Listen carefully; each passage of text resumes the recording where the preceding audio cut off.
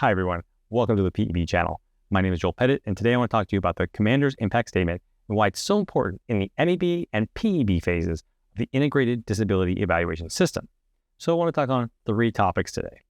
What are these things, what makes them so important, and how you can make yours that much better to get the best result possible for you. So let's just jump right into it, into the what. So these forms, there are 3 across the military departments. The Army has the DA Form 7652, that's the Commander's Performance and Functional Statement.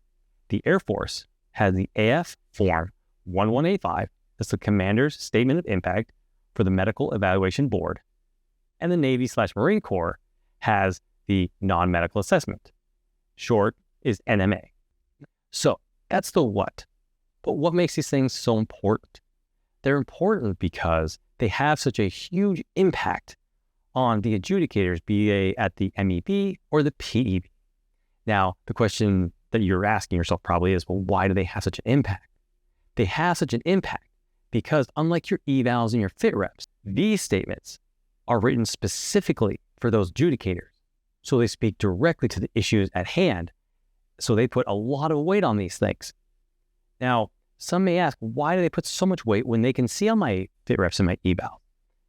It's because the mindset of the drafting individual is no longer just on what you can do, what you can't do, or how good are you, or what training you've been to in a professional setting.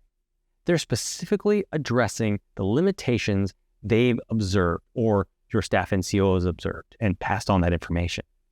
Also, it's half the DES equation. The DES equation, as I call it, is medical and functional. Well, the MEB, the doctors, they have all the medical. So we're talking about this one document, this Commander's Impact Statement, or NMA. This thing is half the freaking equation. So it is a big deal. So no matter who tells you what about these things, they are critical.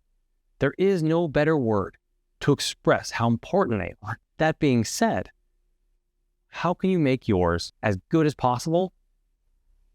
I've seen hundreds of these things throughout my time as an IPEB, FPEB, federal civilian, and now as a private attorney, specifically focused on IDES cases.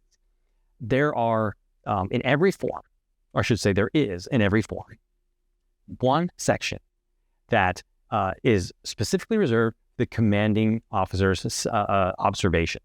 Now, they do have different titles for that section, but they're all there. And the commanding officer can do this in any form, meaning a block of text, multiple paragraphs, you name it, just free-floating sentences. The best thing that anyone I've seen ever do is simply write bullet points. I mean, think about the best emails you've ever received when it comes to conveying information, the best PowerPoint slides you've ever seen. Now, I'm not talking about just graphics and whatnot, but the information.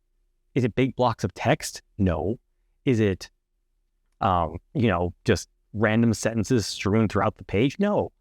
It's usually 3 or 4 really good, straightforward bullet points. No, I'm not dictating any number of bullet points to anybody out there because I can't give legal advice based on generalities, nor would I want to. But however many conditions you have, however many bullet points you need to convey what your limitations are, you need to use them. And you need to get them to either your NCO, your staff NCO, directly to your CO, whoever you deal with, whoever can get that information onto that Commander's Impact Statement, or NMA. That's what you need to do.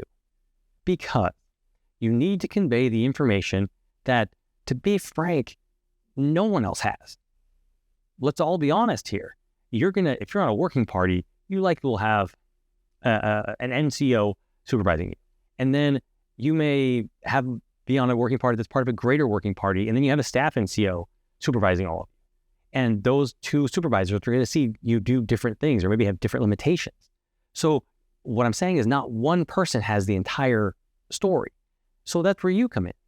So you have to put the effort in to crafting those bullet points to tell the whole story and make it true and accurate and clear, because that's really all the MEB is asking for.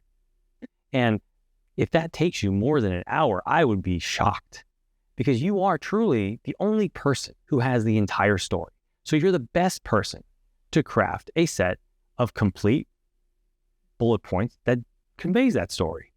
And I don't know anyone who's done anything in the IDES world who wouldn't agree with that statement. Because again, it's half the IDES equation. It's really critical. So please, if you are a service member who's dealing with these issues, who's wondering what you're going to do or how to work with your staff NCOs, with your command to get your NMA to be as accurate as possible, please go to my website, joelpettitlaw.com, give me a call, shoot me an email. I'd love to speak to you about your potential case. Otherwise, if you find this video helpful, please click here to watch my next video. But in the meantime, everyone, thanks for watching and have a great day.